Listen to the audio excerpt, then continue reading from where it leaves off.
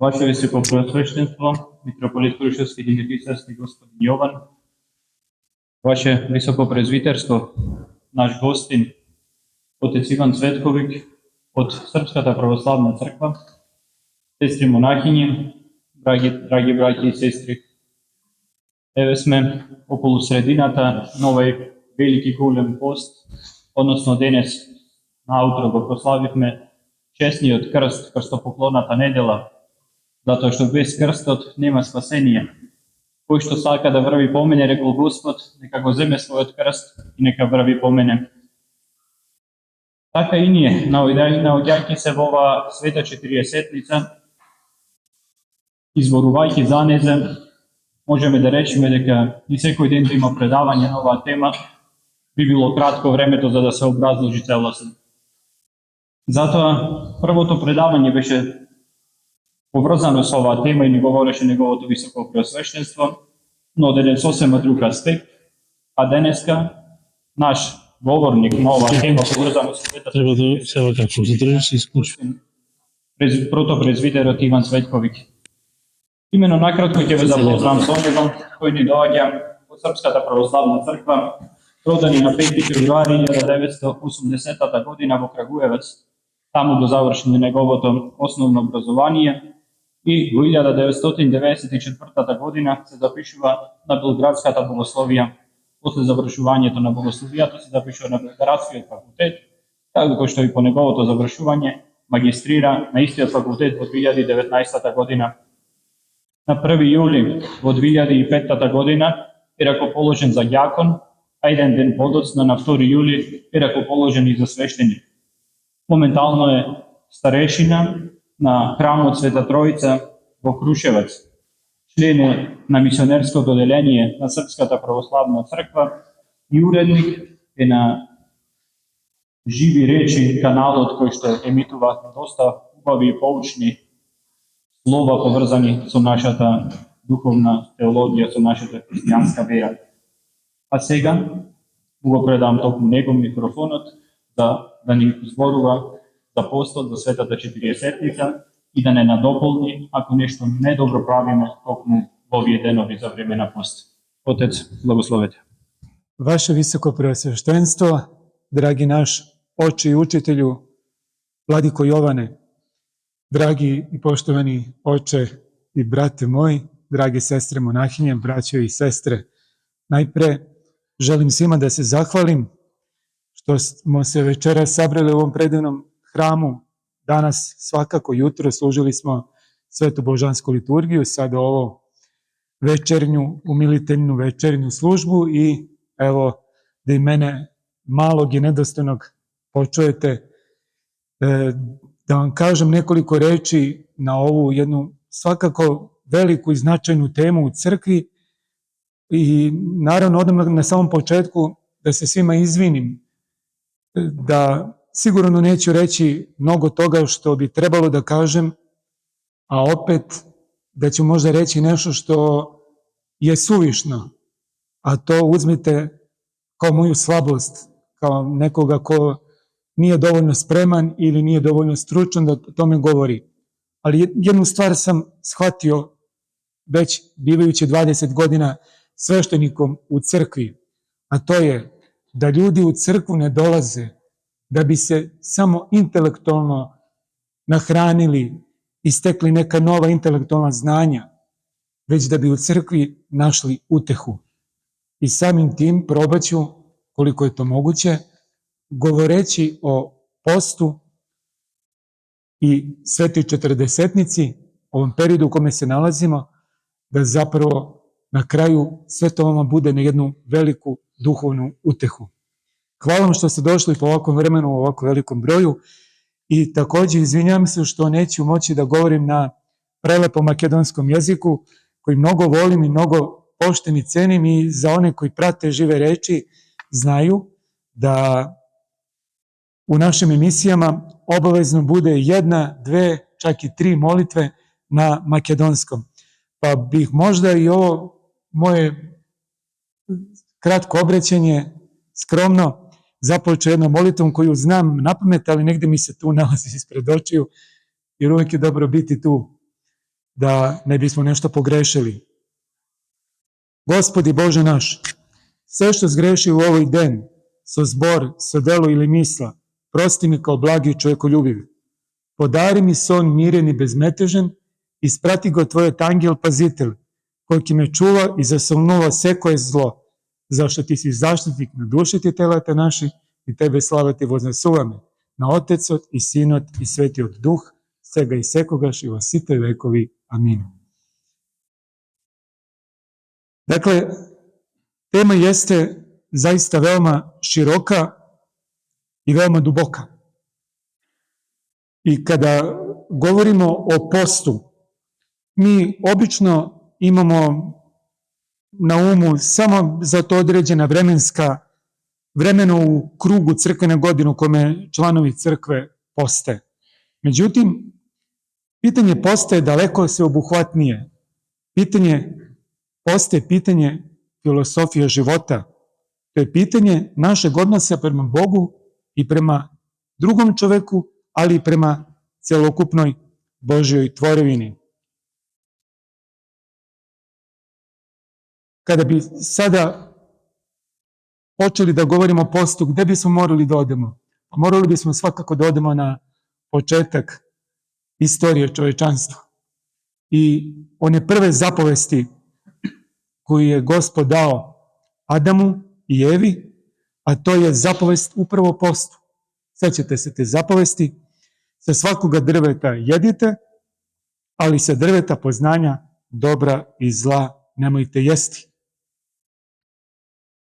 Važnost ove zapovesti, dragi moji, nije samo pravna, juridička, već jedna potresno egzistencijalna zapovest.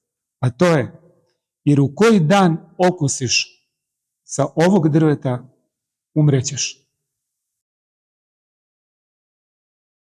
Kroz pedagogiju ove zapovesti, čovjek je trebalo da zauzme pravi stav prema Bogu i prema tvorevini. Postavljen kao gospodar svega stvorenog, Adam je trebalo da kroz svoj odnos sa Bogom, kroz svoje uzrastanje, privodi Bogu i poverenom mu prirodu. Njegov pak pad označio i tragediju tvari koja je bila kosmička. I onda imamo jedan lep citat iz pisma, jer žarkim iščekivanjem tvorevina očekuje da se jave sinovi Božiji. Znamo da sva tvar zajedno uzdiše i tuguje do sada. Na taj način čovjek je zloupotrebio prirodu, postajući njen uzurpator. Da je pad značio tragičnu promjenu u egzistencijalnom smislu, govori nam i pitanje koje je Bog uputio Adamu, pošto je ovaj okusi od tog drveta poznanja. A to je pitanje, Adame, gde si? To je u suštini jedno duboko ontološko pitanje, u smislu gde se nalaziš. Zato je potrebno da se pitanje posta shvati u jednom celovitim smislu. Pitanje posta je pitanje dubinskog preumljenja, dragi moji, istinske promene odnosa kojim čovjek počiva. A ta promena i jeste ono na što nas upravo priziva post, kao povratak ispunjenju ove prvobitne zapovesti. Rekao bih vam naravno nekoliko reči i o tom istorijskom razvoju Svete Četrdesetnice. Ona je veoma komplikovana i veoma složena. Liturgičari, dakle oni koji se bave pitanjima izučavanja, bogosluženja, baveći se, dakle, istorijskim razvojem posta, često nisu u saglasnosti, jer je sama tema veoma složena. Nastala je kroz različite periode, vekove, ali ono što bi mogli da negde ukratko kažemo, jeste da ovakav post kakav mi danas poznajemo, naravno nije bio od prvih vekova. U početku, kako svedoče, na primjer, sveti Irinej Lionski, govorilo se o tom postu koji traje 1 ili 2 dana. I to su upravo dani Veliki petak i Velika subota. Dakle, pred sam praznik Vaskrsa. I taj post je podrazumevao post kada se ništa niti jede, niti pije. Ne znam da li je kod vas ovde, a verujem da jeste sličan običaj kao i kod nas u Srbiji, da mnogi na sebe uzimaju jedan podvig da na Veliki petak ne jedu i ne piju ništa, do posle liturgije koja se obavlja u subotu. Tada, tek posle liturgije, nešto uzmu da pojedu ili popiju i to najmanje, dakle, tek onako da bi se preteko dan, što bi se reklo. To je negde svakako ostalo iz tog perioda prvih vekova hrišćanstva, dakle, kada je post tako trajao. Vremenom on je dobijao neku dužu formu, pa je, na primjer, imamo svedočanstva, opet od otaca, da je trajao nedelju dana. I to upravo ona nedelja koju nazivamo Velikom nedeljom, znate. Dakle, nedelju dana. Naravno, kako se vreme menjalo, jer moramo i to da znamo i ne smemo da zaboravimo da su prvi vekovi hrišćanstva bili vekovi gonjenja hrišćana. Znate, gde su hrišćani bili neprestano pred izazovima. Da li će dočekati sutrašnji dan? I samim tim nisu mogli ni da razmišljaju u ovom kontekstu posta kako mi danas razmišljamo. Dakle, da možemo da postimo, da odemo, ne znam, u prodavnicu pa da biramo koji su postni proizvodi, koji nisu, da gledamo one etiketice na kojima piše ostaci, ne znam, mleka ili tako dalje. Nisu oni imali to, nego su bili u takvom stanju gde jednostavno nisu znali šta će sutra da se desi. Tako da je tek od 4. veka, dakle, dobijanjem slobode hrišćanstva, svakako znate, to je onaj čuveni Milanski edikt 313. godine, i naravno kasnije, počela je da se uspostavlja neka forma Velikog posta kako imamo danas. Naravno,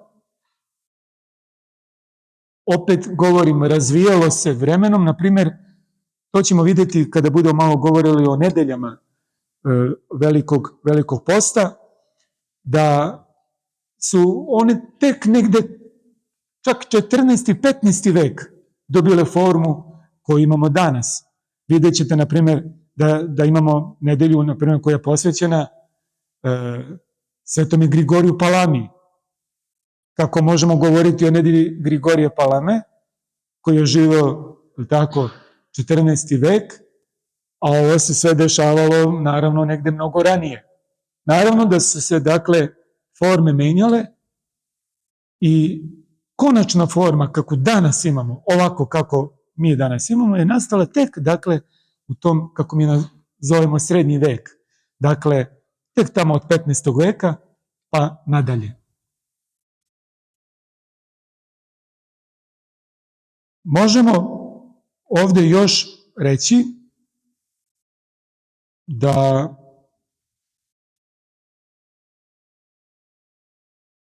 je period Velikog posta, kako mi opet danas imamo, ima jedan pokajnički karakter. Međutim, post nekada je imao karakter, takozvani predkrštenski karakter. Evo, to sam danas čuo ovde kod vas, na primjer, da kažete katihumeni, što mi se mnogo dopalo, to je mnogo bolji izraz i nekako dublji izraz od onog oglašeni. Na primjer, mi kažemo oglašeni iziđite, vi koji ste oglašeni iziđite, vi kažete katihumeni. A to je zapravo jedno te isto, s tim što je ovo, rekao bih, izvorniji izraz.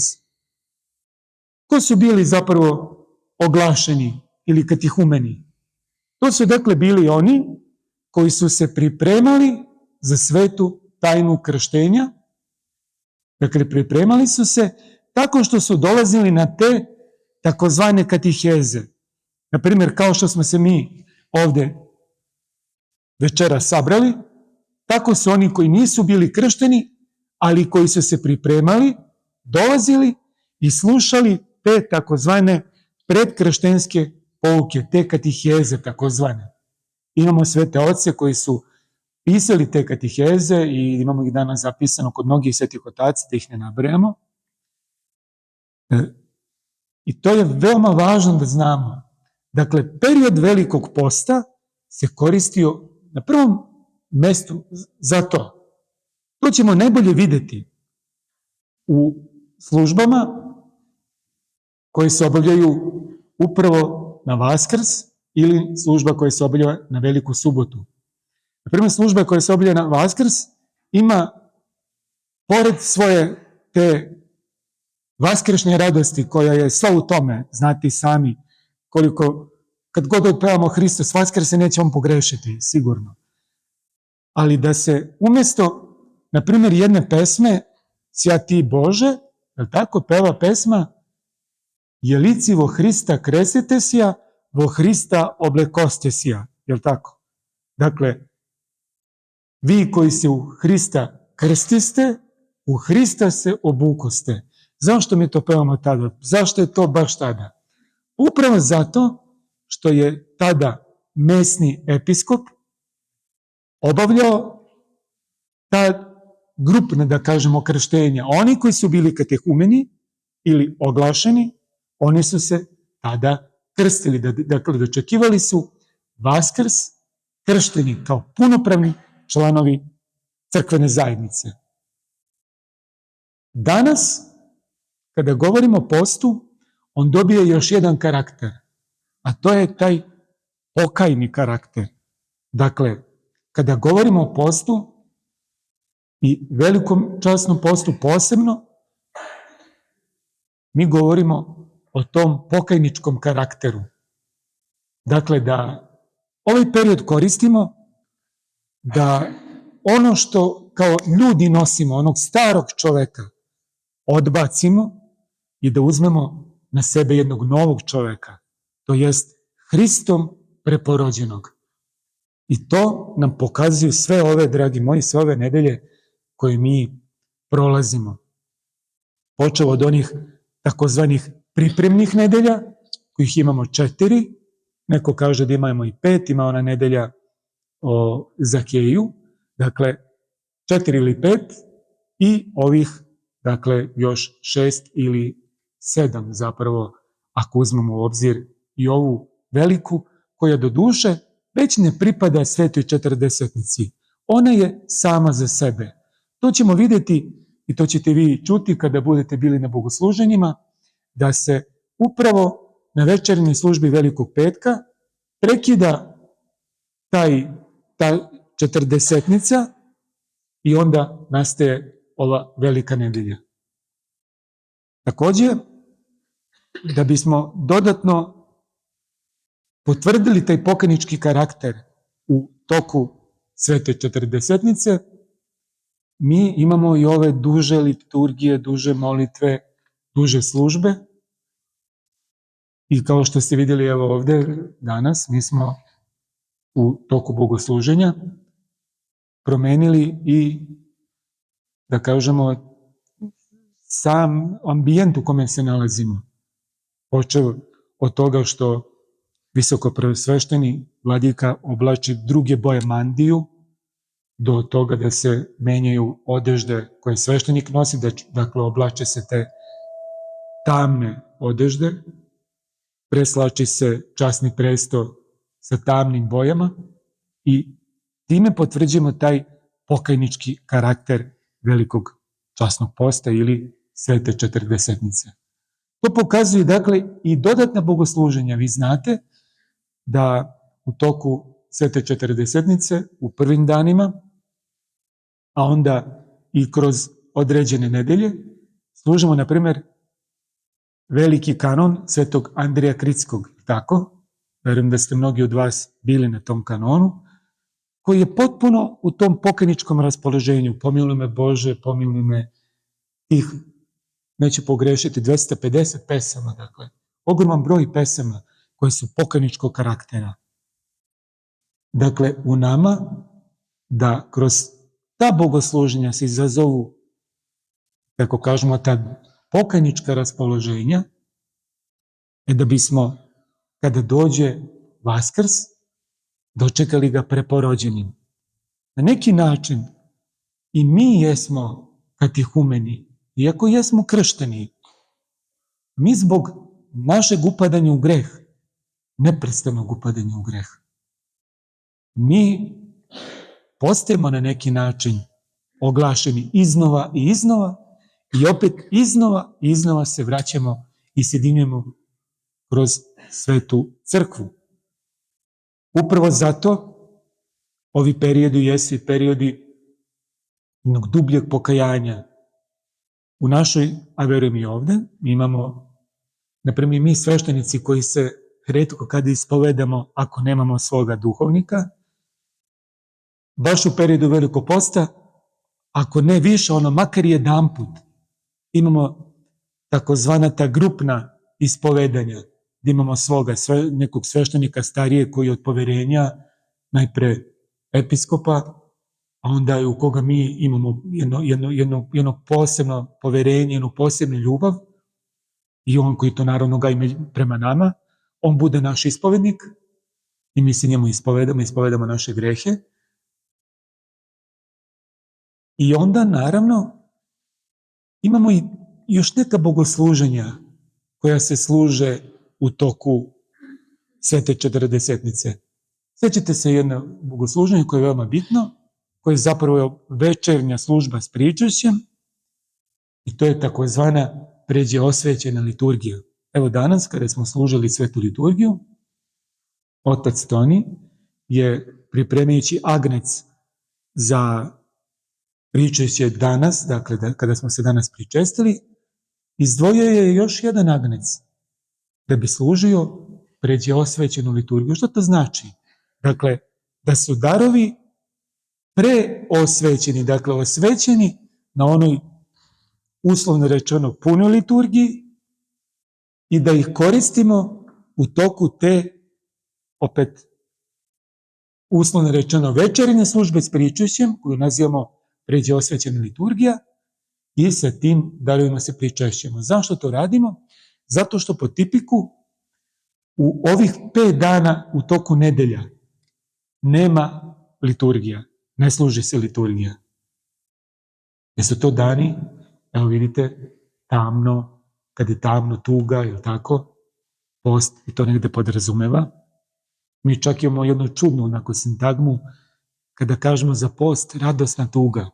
Čuli ste vjerojatno za to. Dakle, u toku ovih 5 nedelja nemamo liturgiju, ali zbog jednog dubljeg i još prisnijeg učestvovanja u službama, mi uvodimo ovu takozvanu pređe osvećenu liturgiju. Dakle, u večernju službu sa pričešćem. I zato je to jedno od specifičnosti bogosluženja u toku Svete Četrdesetnice. Verujem da ste bili na tim službama, da ste učestvovali, to su posebno lepa bogosluženja, posebno lepe pesme, i da ne zaboravim, moram da pohvalim pojce ove crkve. Ja sam se iskreno oduševio još kada sam čuo da su ljudi ove crkve pojci, ljudi koji su samouki, koji su to sami učili, trudili se u tome. To me je posebno onako oduševilo i to treba negovati, to treba širiti i svakam čast na tome, to je na ponos, siguran sam, i vašeg mitropolita i oca i svih onih koji učestvuju u ovoj vašoj liturgijskoj predivnoj zajednici. Takođe, treba reći to da subote i nedelje u toku Svete Četrdesetnice zapravo na neki način prekidaju post. Ovo shvatite uslovno. Dakle, prekidaju post u smislu da tog dana služimo one pune liturgije, jel tako? Služimo subotom liturgiju Jovana Zlatousta, a opet nedeljom služimo jednu liturgiju koju služimo samo 10 puta godišnje. To je liturgija svetoga Vasilija Velikoga, koja je meni zaista toliko lepa, toliko predivna u tim svojim molitvama, sadržajima. Evo, na primjer, ovo sam čuo i to me je negde dodatno utvrdilo u tome da je ova liturgija zaista onako posebna. To je da je sveti starac Sofronije Saharov imao poseban blagoslov da služi ovu liturgiju svetoga Vasilija Velikog redovno, da kažemo, umjesto Jovanovu on je služio ovu. Naravno, to mi sveštenici nemamo blagoslov bez da nam naš episkop izričito da blagoslov da to služimo. Dakle, mi je služimo 10 puta godišnje, 5 puta u toku prvih 5 nedelja posta, tako imamo još Veliki četvrtak, Veliku subotu i naravno još one 3 na dan njegov, na Krstovdan i pomozimo još jedno. Još to jedno. Na Badnji dan, bravo, jasno. Na Badnji dan. Dakle, služimo 10 puta godišnje. I ona zaista govori o tim predivnim molitvama, to jest te molitve govore o dubini naše vere, o tome šta je zapravo Gospod učinio za nas, kakva je sve veličanstvena dela činio, kako je u svom prevelikom domostroju spasenja, u tom predivnom činjenju za svet, ljubavi za čoveka i za svu tvorevinu, je učinio to da je na kraju sebe dao dobrovoljno da bude razapet na krst. I znate da na krstu njega nisu držali ti zabodini klinci, nego ga je držala ta ljubav prema čoveku. I da je u svom slavnom vaskrsenju nama svima koji u njega verujemo otvorio put u večni život.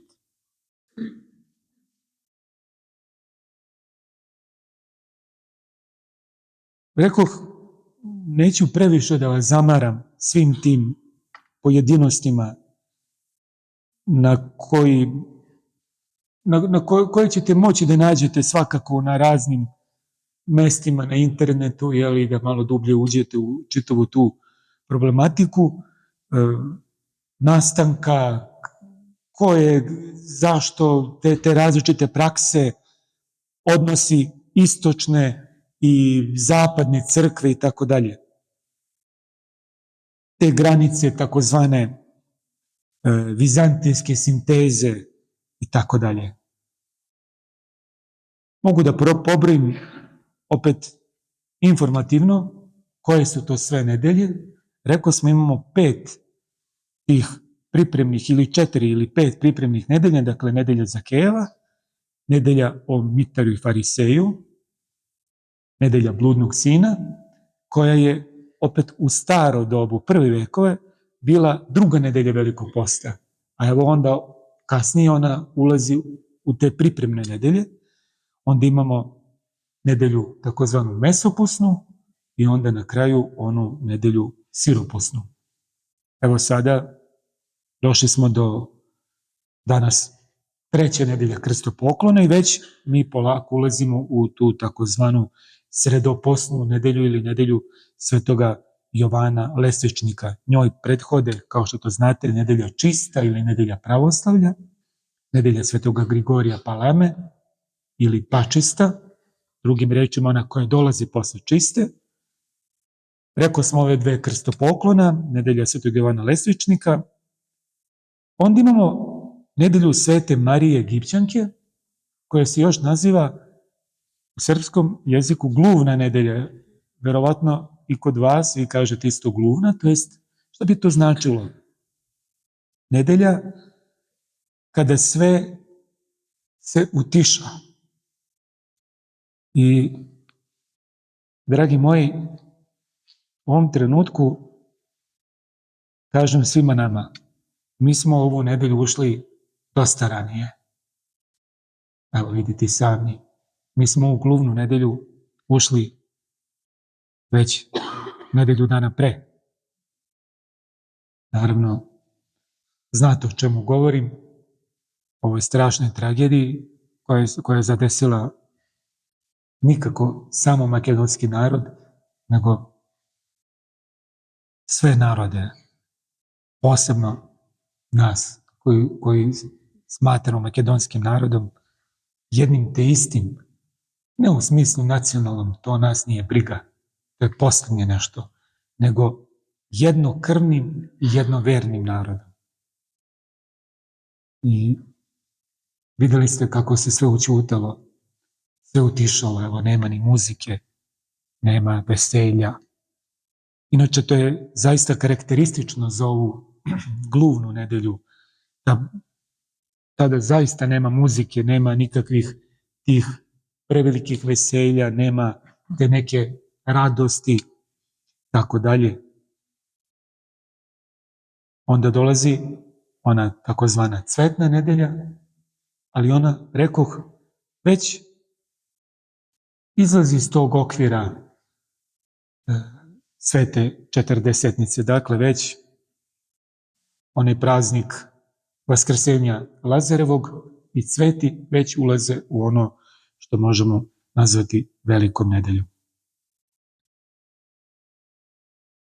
Ja sam nekada davno pisao jedan tekst i evo sad je tu on ispred mene, koji me malo podsjeća na ono što sam pisao. Pisao sam ga baš davno, pre možda nekih, pa sada već 16-17 godina.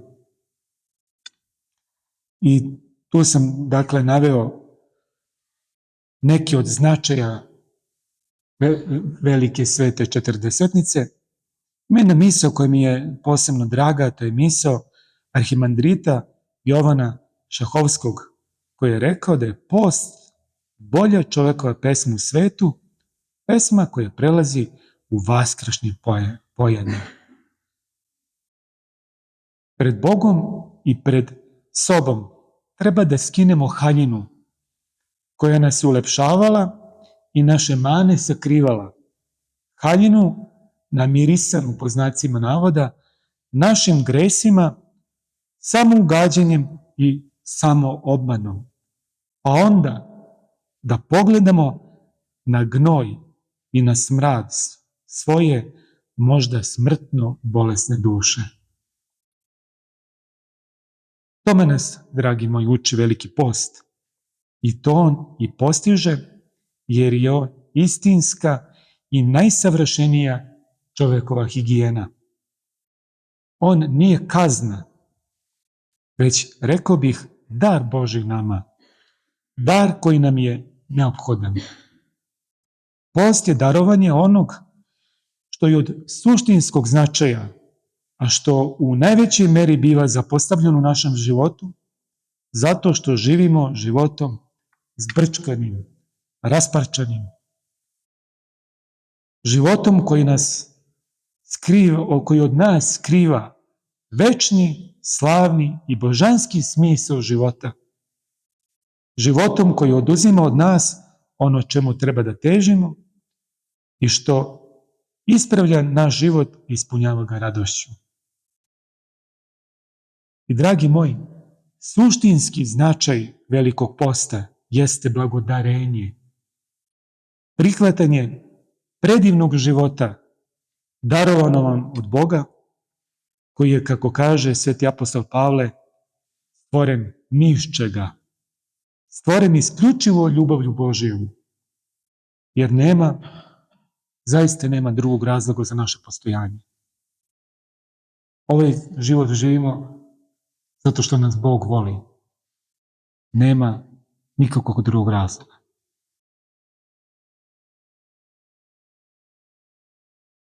Bog koji nas je zavoleo i pre nego što smo stvoreni, uveo nas je u svoju čudesnu svetlost. Ima jedna lepa misao takođe Svetoga Grigorija Palame, Kaže da onaj koji posti i ako bude podvrgnut iskušenju, pobeđuje onoga koji ga kuša.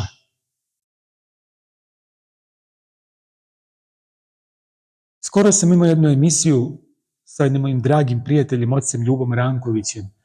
Ako neko među vama sluša Žive reči, znaće koji je otac Ljuba.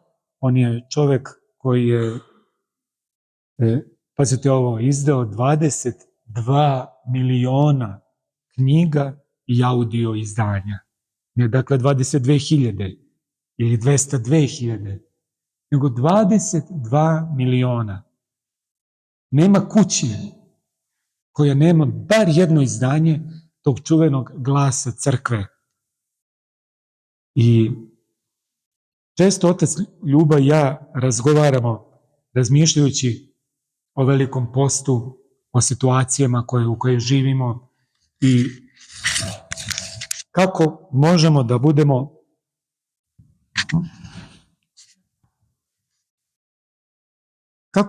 budemo na pomoći ovome svetu. Na koji način mi kao sveštenici i šta to mi možemo da damo ovom svetu. Dakle, kada govorimo o postu, istina je to, i to vi dobro znate, da nije reč samo o hrani. Nije nebitno. Naravno da je važno i da je bitno, ali nije najbitnije. Dakle, šta mi kao sveštenici možemo dati ovom svetu? Nalazimo se inače u veoma komplikovanim istorijskim, političkim, društvenim situacijama, socijalnim situacijama, da često ne možemo iz tog kovitlaca da izađemo. Primjer, mi u Srbiji smo upali u jedan kovitlac da niko ne zna kako ćemo da izađemo iz toga. Pazite, i jedni, i drugi, i treći ne znaju šta da rade. Čim neko nešto pokuša da nađe neko rješenje, momentalno biva zaustavljen u tome, govoreći mu ti si nikakav, ti nisi naš, ne pripadaš našem taboru, samim tim si nebitan, kako to je sad popularno kod nas u Srbiji, da nekome kažemo da si nebitan. Zamislite kako je to antihrišćanski, najblaže rečeno, da kažeš nekome da nije bitan. Kada mi znamo da je svako od nas bitan, pa i onaj najmanji isto kao onaj prvi. Dakle, u takvoj situaciji dati pravi odgovor je mnogo teško. Otac Ljuba, rekoh, je isto 22 miliona knjiga, bio je sekretar dvojice velikih arhijereja Srpske pravoslavne crkve, to je Jovan Velimirović, koji je bratanac svetoga vladike Nikolaja Velimirovića, i veliki, skoro se upokojio, vladika Lavrentije, za koga kaže da je čovek ljubavi. On je bio tako jedna duša, mekana, predivna duša, zaista. I on je bio njihov sekretar. I šta kaže otac Ljuba? Kaže, kada krene prva nedelja posta, dakle, krene ona prva nedelja, ima čak i onaj period takozvanog trimirija, kada 3 dana uz bogosluženja, pojačana bogosluženja, duge molitve i tako dalje, ništa se ne jede, ništa se ne pije, da tada kreću najveće iskušenja. Evo, što bi se reklo, probajte. Čim uđete u post, vidjet ćete kako se iskušenja umnožavaju. Zašto je to tako? Pa zato što je neprijatelj čovekov, dragi moji. On ne želi da mi u tom opstanemo. To je istina. On se ne raduje punim crkvama. On se ne raduje kada ljudi prilaze čaši i pričešćuju se. On se ne raduje kada mi postimo. Najpre kada postimo duhovno, kada ukrotimo sebe, kada ukrotimo svoj jezik, kada ukrotimo svoj i kada i jezik spustimo u srce i kada u tom srcu prizovemo ime Božije. On tada najviše udara. Tada ludi, bukvalno tada ludi. Tada se dešava ovo što se dešava. Vidite kolike tragedije, kolike nesreće. I ne možemo da izađemo. I šta bi mi trebalo da ponudimo ovom svetu? Upravo to. Da kažemo, ljudi, ajde da se malo smirimo. Znate koliko puta mi pozivamo na mir, na pomirenje, na smirenje. Uvek ima koren reči mir. Evo, kada služimo svetu liturgiju, prve 3 ektenije koje čitamo, kako kažu? U miru Gospodu se pomolimo. Je li tako? Za višnji mir, opet mir, i spasenje duša naše Gospodu se pomolimo. Pa onda, za mir celog sveta, za postojanost sveti Božih crkava i sjedinjenje svih, Gospodu se pomolimo. A duh ovoga sveta, duh nečestivi, najmanje što želi jeste mir. On je duh koji želi da se što više podelimo, da se rastočimo, da svako bude za sebe, da ne slušamo jedni druge, da nemamo poslušanje i najpre prema našim ocima u kontekstu jedne crkve. Na primjer, ovde u poslušnosti da budete vašem arhijereju, a onda vašem svešteniku, koji nije ovde svojom voljom, već blagoslovom. Kada god služi liturgiju, on ne može da služi liturgiju ako u toj istoj liturgiji nije arhijerej, iako možda ne fizički prisutan, to znamo, on jeste prisutan na taj jedan način, tako što mi njega pominjemo, i to kako? Najpre pomeni Gospode. Dakle,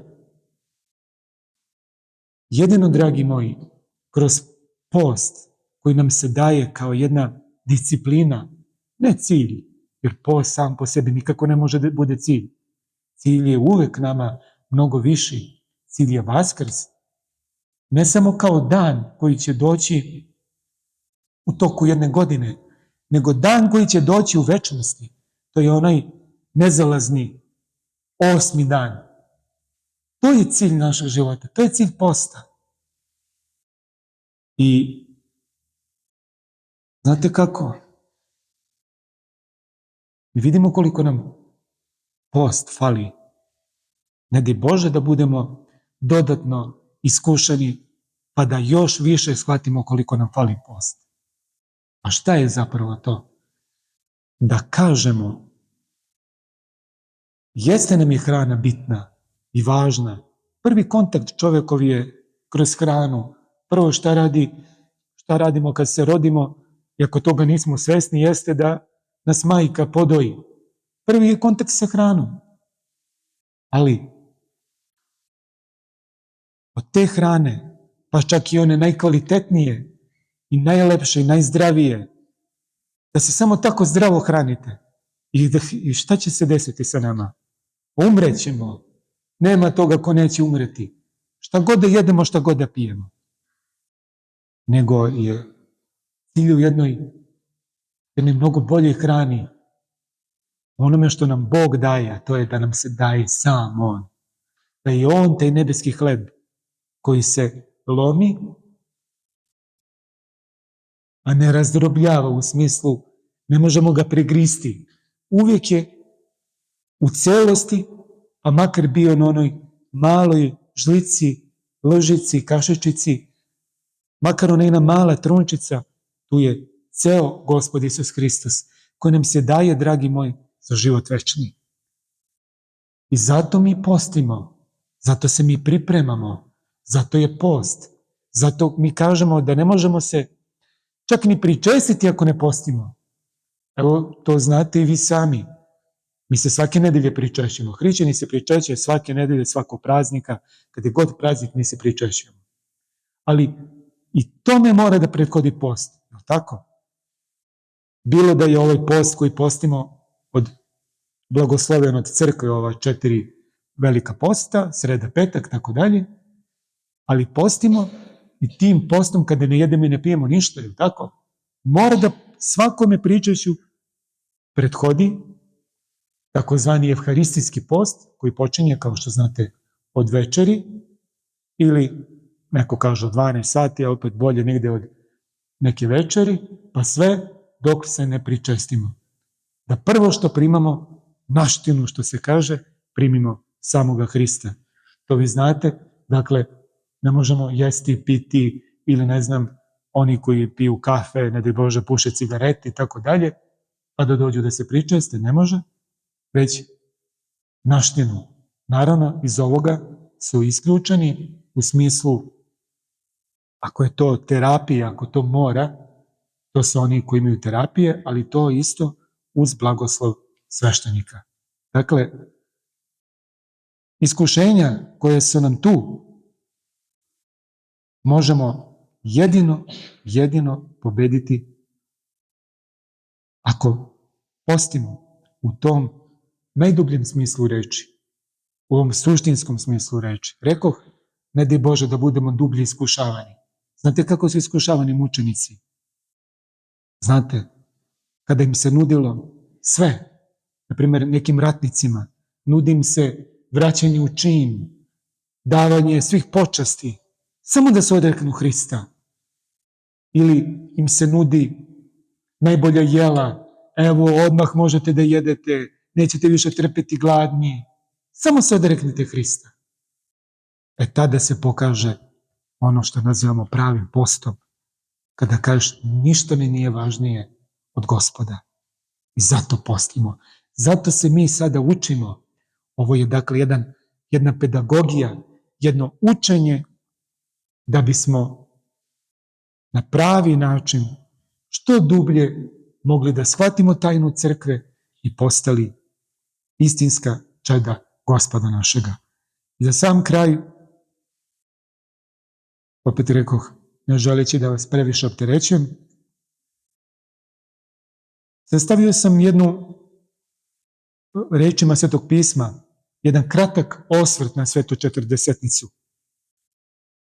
Ona glasi ovako: dođite k meni, svi koji se trudite i koji ste opterećeni. I to je početak posta. Delovanje posta je i ja ću vas umiriti, ja ću vas osloboditi. Filosofija velikog posta je: uzmite breme moje na sebe. A njegova psihologija je: i naučit ćete se od mene. Tako nas Gospod uči. A namena velikog posta je: i naći ćete mir dušama vašim. I na kraju, opšte obeležje velikog posta je: jer je jaram moj blag i breme je moje lako. Da ste mi svi živi i zdravi, da ste mi blagosloveni na mnoge godine. Hvala našem dragom vladici koji mi je dao blagoslov da budem ovde sa vama. Meni je još jednom velika čast i veliko zadovoljstvo i da će Gospod da se nanovo viđamo što u Kruševu, što u Kruševcu. Bog je čuo i blagoslovio nam mnoge i blage godine.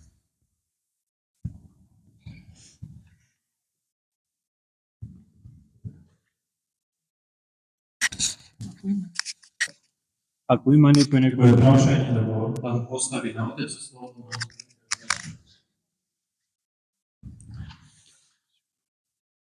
Utec, evo, i ja sam možda radi blagodarnosti, radi zahvalnosti, prvi se javljam da postavim neko pitanje, uvek neki običaj je da postavim bar jedno pitanje našem predavaču. Ja bih vam postavio pitanje: Sveta Četrdesetnica je period za neko prisposobljavanje prema životu u crkvi koji je udržanje u isto vreme i radost. Kako to da nekako spojimo i uzdržanje i radost. Kako može da Sveta Četvrtdesetnica, koja je uzdržanje skoro od svega, da nam bude i radost. Hvala vam.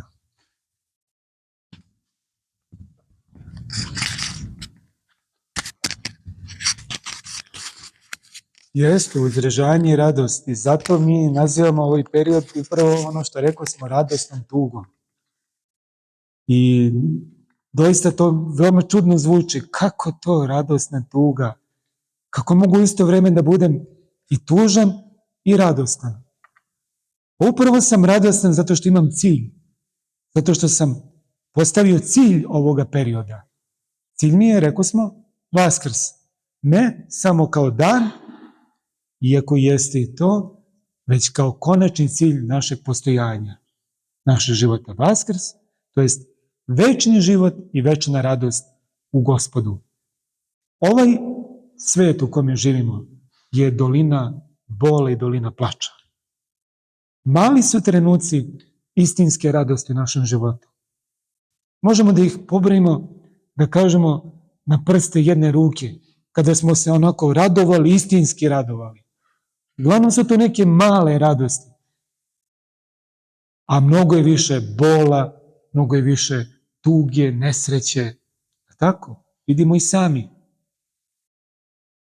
U crkvi, koja je uvek pedagog za Hrista, mi se učimo i tome, naravno i kroz tu hranu koja je skromna, smanjena količina, nije više kao što volimo onako malo obilnije i bogatije, pokazujemo da razumemo taj svet takav kakav je, u toj njegovoj muci, u toj ikoničnosti, da tako kažem, da ovo nije nešto što je konačno i što je cilj. Živimo ovde, jedi, pi, veseli se, kako kaže onaj nesrećni bogataš. Jedi, pi, veseli se za mnoge godine, uživaj dušo moja. A šta se desi? Desi se da još večera se tražiti duša tvoja, a to što si stekao čije će biti, dakle, da mi kroz post, kroz sve te molitve koje činimo, stavljamo cilj koji je uvek iznova radost. Evo, kada pevamo one himne, jutro su braća pevale kanon Pashe, koji je toliko lep, toliko predivan, toliko radostan, koji nam govori u smislu i tajni Vaskrsa, a i onaj tropar koji kaže smrću si smrt uništio, smrću smrt uništi i onima koji su u grobovima život darova. Pa gde ćete veće radosti od toga da imamo večni život? Ali pazite, dragi moji, to će biti život u Gospodu, gde, kako kaže jedno od najstarijih molitava crkve, kaže, znate, bili ste nekad na parastosu, na pogrebu, kada kaže, odakle odbeže svaka muka, tuga i uzisanje, nego gde je život beskonačan. Vidite, tamo gde nema muke, šta ima? Pa ima radosti, nema bola. Znate, kad čovjek nema bolove, pa dovoljno ti je razlog da budeš srećan. Tako je, da budeš radostan. Dovoljno da te zaboli zub i da ne znaš šta ćeš sa sobom. A kamoli neka druga muka i nevolje. Gde nema uzdisanja, onog plačnog uzdisanja, nego gde je život beskonačan. To je cilj i to kroz ovaj post mi govorimo. To nam svedoče i molitve koje čitamo, ali da bismo to spoznali, moramo da spoznamo i to da smo grešni, da smo bez Boga ništa. Da se vraćamo bez Boga zapravo u nebiće. Da se, kao što je, to je ona tragedija tog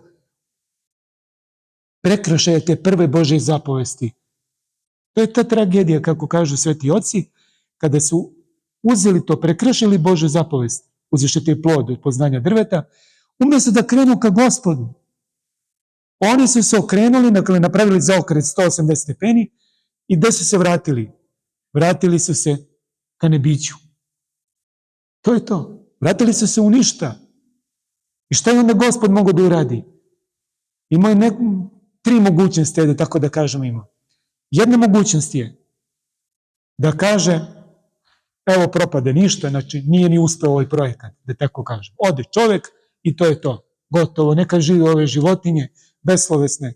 Međutim, nije Bog zato stvorio svet.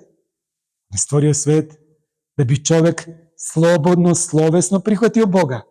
Kroz tog prvog čoveka i mi svi potonji koji dolazimo posle Adama i Eve. Druga mogućnost je bila da kaže, dobro, propade Adam i Eva, ajde da stvorimo neke druge ljude, pa će možda oni da budu bolji od ovo dvoje.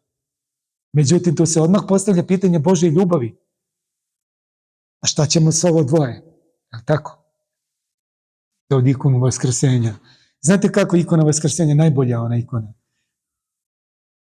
Tako? Znam, Bona Gore. Aha. Da. Adam i Eva, koje Gospod drži u jednu ruku Adama, u drugoj ruci drži Evu, je li tako? Izvlači ih iz dubine ada. Dakle, spasava i prve ljude. I treća mogućnost koju je uradio, i to je on uradio, to je taj predvečni savez Svete Trojice, to je da je sam on došao i učinio domostroj. Sve ono što nije Adam učinio. Zato je on novi Adam. Zato je on nova Paska. On je taj u kome se ispunilo sve. I to je, dragi moji, potpuno slobodno uradio. Potpuno slobodno. Imate onu čuvenu molitvu u Getsemaniskom vrtu, kada je sin rekao ocu, kaže, da mi mimo iđe ova čaša. Nije, dragi moji, lako stradati. Možemo mi tome da pričamo i da filozofiramo koliko hoćemo, ali kada dođe trenutak, pa makar i za najmanje stradanje, odmah se kolebamo, gledamo nekako da izmigoljimo to stradanje. Ali kada dođe do toga da mora da se desi, ali kada mora, opet Gospod daje nam slobodu. Ovde je Gospod naš Isus Hristos svoju slobodu potčinio volju Oca. I rekao je, ali ne moja volja, Oče, nego tvoja volja da bude. Dakle, radost jeste u tome što ćemo, učeći se kroz ovaj veliki post, kroz ova bogosluženja, i ja vas posebno pozivam da učestvujete u bogosluženjima Velike nedelje, posebno to da budete, naročito Velike četvrtak, Veliki petak, Velika subota, to je mnogo važno. I ona prva liturgija na Veliki četvrtak, pa onda naravno sve ono što ide. Da vidite, ne možemo shvatiti Vaskrs bez toga. Dakle, kroz te bol, kroz tu muku koju je sam Hristos doživljavao, pa i njegova majka, imate u onoj bogosluženju koju mi nazivamo plač majke Božije. Znate, vidite kako se njeno srce cepalo za svoga sina. Ali uvek na kraju tih pesama, uvek ima ta jedna pohvala da kaže, ali vaskrsnućeš, ti ćeš pobediti smrt i tako dalje, parafraziram naravno. I naravno kao kruna Vaskrs koji jeste ta tajna koja će i nas, dragi moji, uvesti u život večni. Nemojmo u to da sumnjamo nijednog trenutku. Sve možemo da posumnjamo. Ja u sebe sumnjam, jedne u druge, ali u Hristovo vaskrsenje nema sumnje. Jer to je centar, to je suština, to je žila kucavica naše vere. I to naravno kroz ovo pokazujemo.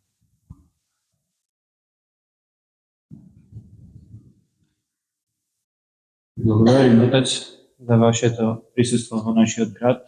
Најпрво за молитвите кои събрале на Светата литургија ги принесовме заедно, потоа и за ова прекрасно предавање, кој што беше содржајно, започнувајќи од почетокот на постот, па постот во првите векови, сегашниот начин на Светата Четириесетница и на крај да завршите со значењето и суштината на Великиот пост. На крај спомнавте Богомајката, Пресветата Владичица наша Богородица.